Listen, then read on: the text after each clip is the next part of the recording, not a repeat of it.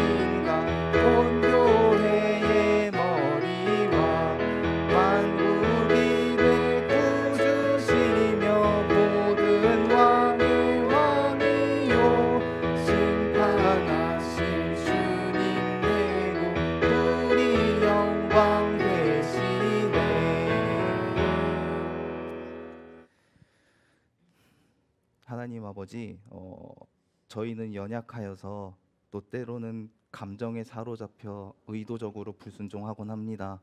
그렇게 내 뜻을 앞세우다 바다에 빠져 폭풍에 휩쓸리기도 합니다. 하나님, 말씀 앞에 무감각하여 바다에 휩쓸려 다니기만 하는 것이 아니라 말씀에 무관심하여 물고기 뱃속에서 죽어가는 것이 아니라 스올에서 주의 이름을 불러 회개함으로 말씀으로 변화되길 원합니다. 그리하면 그 바다와 물고기 속은 의미 없이 잠겨 죽는 시간이 아닌 자기를 부인하며 자신의 믿음을 돌아보는 시간이 될 것입니다. 오직 말씀 안에 순종함으로 인생 앞엔 선선해져 가고 주님 앞에서는 더 뜨거워져 가기를 소망하며 이 모든 기도 우리 주 예수님의 이름으로 기도드렸습니다. 안녕하세요.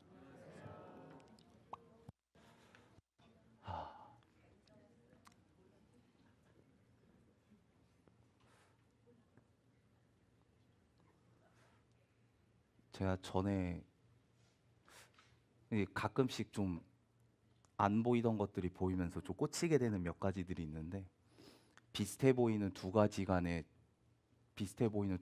구별하는 어떤 차이점이라든지 전혀 관련 없던 것들의 어떤 공통적인 것이 연결되면서 그것을 이제 말씀 안에서 풍성하게 해주시는 참 그런 영감을 하나님께서 주셨다라는 생각을 하는데요.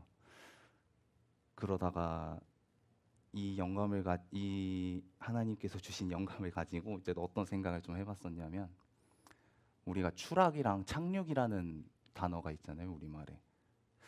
이 두 단어가 어떤 차이를 가지고 있을까? 둘 다 똑같이 떨어지는 거고 둘 다 똑같이 바닥에 닿는 건데 두 개가 어떤 차이가 있을까 가지고 고민을 하다가 그냥 이런 기준들을 가지고 좀 생각을 해봤었어요. 추락과 착륙의 차이는 떨어지는 주체의 의지가 개입이 되어 있느냐 안 돼 있느냐, 이렇게 나눠볼 수도 있겠고, 그럼 이것에 따라서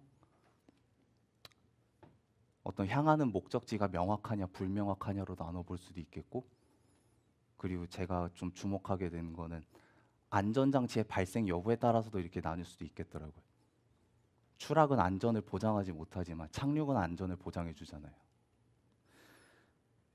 그래서 이제 이 생각에 계속 꼬리를 물다가 이제 어떤 생각까지 했었냐면, 저번 주에 그 폭풍에 휩쓸리고 그 바다에 빠졌던 요나를 생각하면서 약간 관련은 없었지만, 각자의 인생이 어느 바다를 지나고 있을까? 나는 주님과 잔잔한 바다를 항해하고 있나? 아니면 폭풍우가 치는 바다에서 사망의 중력이 나와 내 배를 끌어내리고 있나? 어딘지도 모를 바닥으로 떨어지는 중인가? 그 사망의 중력과 폭풍은 내 힘으로 멈춰지던가? 내가 가진 것으로 해결이 되던가? 끝도 없이 떨어지는 그 어딘지도 모를 바닥을 마주하기가 두려워서 해결이 되지 않으니까 그래서 그냥 외면한 채 방치하고 있었나? 그냥 그대로 끌려가서 살아가는 것이 아니라 죽어가는 인생을 살고 있나? 근데 그 바닥이 어디인 줄 알아야 그 바닥을 마주해야 보고 내가 그 바닥을 디뎌서 뛰어 올라가지 않겠나?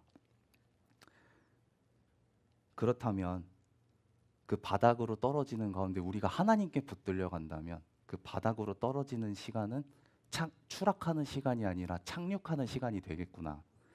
이렇게 안전하게 하나님 손에 붙들려 바닥으로 착륙한 후엔 아무것도 없는 그 바닥에 놔두시는 게 아니라 하나님 손 잡고 도약하게 하시겠구나. 아, 그러면 바닥은 아무것도 없는 곳이 아니라 내 것이 없기 때문에 모든 것이 하나님으로 가득한 곳이겠구나. 그러면은 그 바닥이 하나님을 만나는 그 나의 하늘이 됐으면 좋겠다라는 기도를 드렸었는데요. 그래서 이걸 가지고 이제 아빠랑 퇴근 후에 잠깐 얘기 나눴는데 갑자기 로켓 얘기를 하시는 거예요. 도약하고 관련된 얘기를 하시려나? 라고 했는데 로켓이 초창기에는 이렇게 우주로 갔다가 다시 지구로 돌아오면은 이제 안전장치들을 여러 개를 준비를 해놓고 목적지가 바다였대요. 왜 바다로 떨어질까 하다가 발사한 곳으로 다시 돌아오지 못하니까 로켓 값이 좀 비싸요. 이제 그것들을 안전하게 회수도 해야 되고 그리고 일단 거기 타고 있는 조종사도 안전하게 떨어져야 다시 이제 데리고 올 수 있으니까 땅보다는 좀 안전한 바다에 착륙을 하게 만들었대요. 근데 이제는 기술이 발달해서 뭐 이런 첨단 기술이나 GPS 등을 도입해가지고 로켓을 발사한 후에 이게 되감기처럼 다시 발사했던 곳으로 이렇게 돌아오게 만든다. 이 얘기를 하시더라고요. 그러면서 그 표현을 하셨는데 이제 제 언어로 좀 다시 되풀이를 하자면 그 불완전한 인간은 내가 원하는 곳에 착륙할 능력이 없어서 추락하거나 불시착해버리지만 원치 않는 곳에 불시착해버리지만 하나님께 붙들려가는 사람은 발사대로 다시 돌아오는 로켓처럼 그 하나님의 품으로 다시 돌아오게 만들지 않겠니? 이제 이 얘기를 하시더라고요. 네. 그래서 너희는 나를 찾으라 그리하면 살리라 하신 그 하나님의 말씀처럼 바닥으로 떨어져가는 시간이 내 힘으로 살아 추락하는 시간이 아니라 하나님께 붙들려 가서 착륙하여 하나님께 다시 붙들려 돌아오게 되는 하나님께 붙들려 돌아오게 되는 또 이제 그런 우리가 되기를 바라면서 네. 감사합니다. 좀 말이 너무 길어졌는데 감사합니다. 여튼 그런 이야기를 좀 주고 받았었어요 저번에. 네. 네. 이게 일평생 하나님께 붙들려 살아가는 그런 저희가 되길 소망하면서 같이 찬양 드리도록 하겠습니다.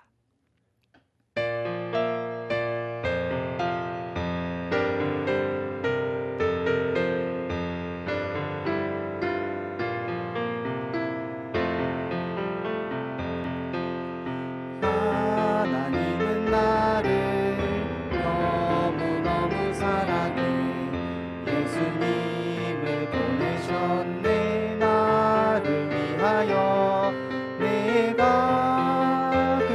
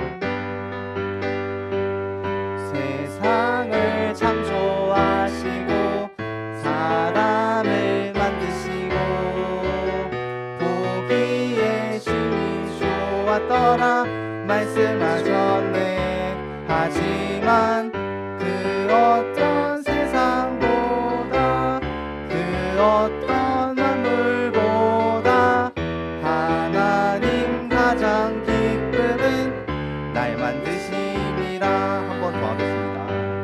세상을 창조하시고 사람을 만드시고 보기에 심히 좋았더라 말씀하셨네. 하지만 그 어떤 세상보다 그 어떤 만물보다 하나님 가장 기쁨은 날 만드심이라. 그 어떤 세상보다 그 어떤 세상보다 그 어떤 만물보다 하나님 가장 기쁨은 날 만드심이라. 그래, 하나님이 기쁨으로 우리를 만드셨대. 우리를 기뻐하시는 하나님의 이야기를 같이 들어보도록 하겠습니다. 어떤 이야기냐?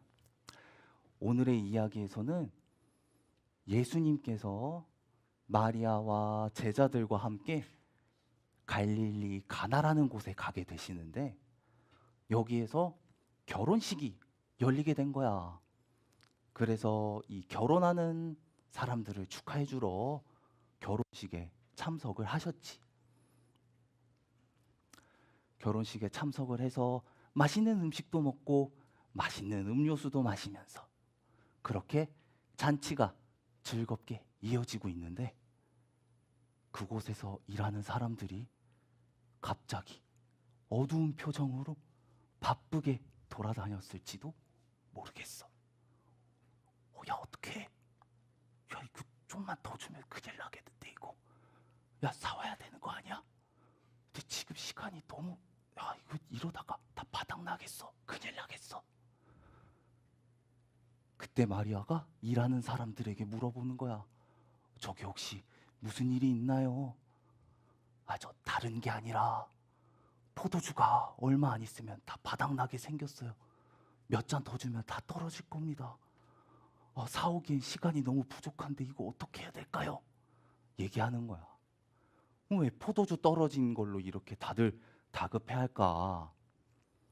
옛날 유대인들이 결혼할 때는 포도주가 아주 넉넉히 있었어야 됐거든. 잔치를 재밌게 즐겁게 하기 위해서 포도주가 필요한데 아니 포도주가 다 떨어지면 아니 이거 포도주 관리도 안 하고 뭐 하는 거야 이거? 아이 신랑 신부가 손님 대접할 준비가 안 됐네 이거. 흥이 다 깨지겠네. 하면서 신랑과 신부를 축하하는 자리가 신랑과 신부를 원망하는 자리로 바뀔 수도 있는 일이었던 거야. 그래서 결혼식에 포도주가 떨어지는 건 아주 큰 일이었던 거지. 마리아도 그걸 알았기 때문에 너무 놀라고 당황했을 거야. 아, 포도주가 떨어졌어? 이거 어떻게 해야 되나? 하는 마음으로 예수님께 포도주가 다 떨어졌다. 저희를 좀 도와달라. 이렇게 부탁을 드린 거야. 그때 예수님께서는 여자여, 나와 무슨 상관이 있나이까? 아직 내 때가 이르지 아니하였나이다. 이렇게 말씀하시는 거지. 그리고 마리아가 일하는 사람들에게 일단은 침착하시고 여기 계시는 예수님이라는 분이 여러분들에게 뭔가 지시를 하실 겁니다. 그러면 아무 말도 하지 마시고 이 예수님이라는 분이 시키신 그대로 행하세요. 부탁을 한 거야 마리아가.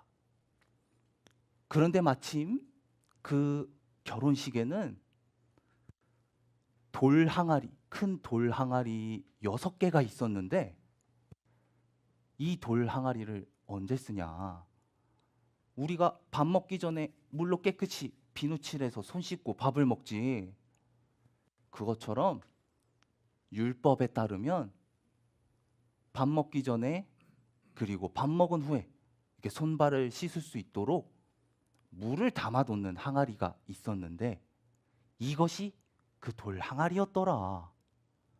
근데 예수님께서 그 돌 항아리 6개를 가리키시더니 여기에 물을 채워오라 하시는 거야. 하인들이 당황했을 거야. 아니 분명 저 지금 포도주가 급한데 여기 물을 왜 채워요? 물로 입가심을 하고 새 포도주를 드시게 하시려는 건가? 이미 포도주를 들고 오시나? 아유 이 사람아, 저 항아리는 마실 물 담는 곳이 아니라 손발 씻을 물 담는 곳이잖아. 여기 있는 물을 어떻게 먹어? 에이, 그치만 저기 담는 게 또 이해가 안 되는데. 아우 좀 조용히. 우리가 책임지는 거 아니잖아. 그냥 시키는 대로 해 좀. 그렇게 일하는 사람들이 이 돌 항아리에 물을 가득 가득 가득 채운 거야. 저희가 저 다 채운데 이제 어떻게 할까요? 예수님께서 이 항아리에 있는 물을 떠다가 사람들에게 갖다 주라 얘기하시는 거야. 네? 아니 여긴 마실 물 담는 자리가 아닌데 지금 포도주가 부족하다니까요? 그냥 가. 우리 시키는 대로 하라 했잖아. 우리가 책임지는 거 아니니까 그냥 좀 하자고. 뭐 그러죠 뭐 하면서 아마 이렇게 포도주를, 아니지 물이지, 물을 갖다 주러 간 거야. 이 물을 떠다가 손님들한테 꼴꼴꼴꼴꼴꼴꼴 딱 줬겠지. 아니 근데 따르는데 포도주가 나오는 거야. 꼴꼴꼴 따르는. 뭐야? 야, 이거 아까 이봐요. 그만 따로.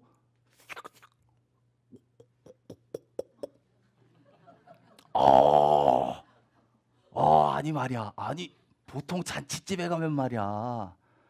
아이 취하니까 점점 안 좋은 포도주를 주기 마련인데, 이 집은 이 좋은 포도주를 아직까지 안 내놓고 있었단 말이야. 이거 이 집 신랑 신부가 손님 대접 좀 할 줄 아네. 이러면서 아주 맛이 좋은 포도주로 변했다는 거야. 어머, 이 포도주 마셔보니까 너무 맛있는데요. 이거 어디서 구해 오셨어요? 이거 제가 구한 게 아니라 저기 계신 예수라는 분이 물을 물을 어떻게 해요? 아니 물을 포도주로 이렇게 막, 그게 물이었는데 이게 물이 포도주가 돼요? 이거 농담도 되게 재밌게 한다. 포도주 너무 많이 드셨나? 아니 진짜 이게 물을 따랐는데 이 포도주가 됐다. 이봐요. 여기 맛있는 포도주가 있다더만. 나도 한 잔 따라줘 봐요. 네, 갈게요. 하면서 이 물이 포도주로 바뀌는 것을 보고 일하는 사람들이 많이 놀라지 않았을까? 그리고 이걸 지켜본 제자들도 예수님은 하나님의 아들이시구나라는 걸 믿게 되었다는 거야. 그러지 않고서야 여기에 담긴 물이 어떻게 포도주가 되겠어? 그치? 그렇게 제자들도 예수님이 하나님의 아들이신 걸 믿게 되었더라. 그래 얘들아, 예수님께서는 어떻게 물을 포도주로 바꾸실 수 있었을까? 예수님은 이 땅을 만드신 하나님의 아들이시니까 물을 포도주로 바꾸는 것쯤은 예수님께 어려운 일이 아니었을 거야. 그렇다면 예수님께서는 빈 포도주 통에 포도주가 있으라 하시면 짠 하고 포도주를 가득 채우실 수도 있는 분인데, 아니 왜 굳이 손 씻고 발 씻는 그런 물을 담는 항아리에 물을 채우게 하시고, 왜 그러고 나서 물을 또 포도주로 이렇게 바꾸셨던 걸까? 왜 이렇게 어렵게 포도주를 만드신 걸까? 얘들아, 우리가 어떻게 구원을 받았지? 우리 죄가 어떻게 깨끗해졌더라? 예수님께서 십자가에서 우리 죄를 가지고 대신 죽어주셔서, 우리 대신 피 흘려주셔서 우리를 구원해 주시고 우리 죄를 깨끗게 해주셨다. 그치? 그래. 그리고 십자가에서 우리 대신 죽어주신 예수님을 우리가 계속 기억하고 기념하고 있다. 우리가 어떻게 하고 있더라? 성찬을 가지고 하고 있어. 우리가 저번 주에도 했지, 그치? 이렇게 밖에 나와서, 여기 앞에 나와서 떡을 떼서 먹으면서 예수님의 살을 기억하고, 포도주를 마시면서 예수님께서 흘리신 그 피를 기억하고 기념하는 거야. 그래. 그 포도주가 피를 의미한다면 예수님께서 이렇게 어렵게 포도주를 만드신 건 이런 말씀을 하고 싶으셨던 게 아닐까. 하나님의 아들인 내가 너희를 구원하러 이 땅에 왔단다. 이제 너희를 깨끗게 하는 건 항아리에 담긴 물이 아니라 네 안에 담긴 나의 피란다. 내가 너를 반드시 구원할 것이다. 이 말씀이 하고 싶으셔서 손발 씻는 물 담는 그런 항아리의 물을 포도주로 바꾸신 건 아닐까 생각이 들더라고. 맞아. 우리는 우리를 죄에서 구원해 주신 그 예수님을 믿고 사랑해서 오늘 또 이렇게 예수님 만나러 예배 자리에 왔다. 그치? 그래. 오늘도 우리를 사랑하시고 우리 대신 죽어주시고 우리를 흑암의 권세에서 사랑의 아들의 나라로 옮겨주신 그 예수님의 은혜를 기쁘게 찬양하고 말씀에서 그 예수님을 행복하게 만나기를 바라면서 어린 예배 여기서 마치고 기도드리도록 하겠습니다. 감사합니다.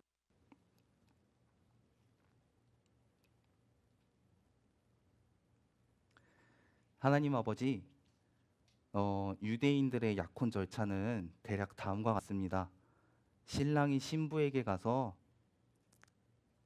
나와 결혼할 그 신부를 키워주는 것에 대한 감사의 표시로 아버지에게 돈을 줍니다. 그리고 신부에게 포도주를 주며 다음과 같은 의미로 약속을 합니다. 나는 당신을 아내로 삼고 싶고 당신을 열심을 다해 사랑할 것을 약속합니다. 그리고 언약을 나눈 후 같이 살 준비를 하러 신랑이 떠납니다. 그리고 떠나기 전 신부될 사람에게 선물을 주고 그 선물에는 감사의 의미와 떨어져 있는 동안 나를 잊지 말라는 의미가 담겨 있습니다. 예수님의 피는 죄인들에게 구원을 가져오셨습니다. 예수님의 십자가로 죽기를 무서워하여 일생에 매여 종노릇하는 모든 자들을 구원하셨으며 그 후 사라진 것이 아니라 이 땅에 예수님을 전하시는 그 보혜사 성령님을 선물처럼 보내주셔서 우리는 그 성령님을 통해 말씀을 깊이 생각하며 예수님을 깊이 사랑하게 되었습니다. 나는 너희와 함께 살아야겠는데 그러기 위해서는 내 아들을 내어주는 수밖에 없더구나 하시는 그 사랑이 깨달아짐으로 믿음이 시작되고 그 사랑과 믿음이 더 깊어져 내가 사랑하는 자들을 향하는 그 믿음에서 하나님께서 사랑하시는 모든 자들에게 향하는 긍휼함과 믿음으로 커가겠지요. 이렇게 믿음으로 믿음에 이르길 소망합니다. 이전 것은 지나갔으니 보라 새 것이 되었도다. 예수님 이적으로 옛 정결 의식이 새 언약의 증거가 되었습니다. 그러므로 우리를 깨끗게 하는 것은 율법이 아니라 항아리에 담긴 물이 아니라 오직 십자가 은혜 예수님의 피뿐임을 시인합니다. 예수님의 십자가 공로 그 피의 은혜를 일평생 기억하고 기념하고 감격하길 원하오며 이 모든 기도 십자가에서 우리를 구원해내신 우리 구주 예수 그리스도의 이름으로 기도드렸습니다. 감사합니다.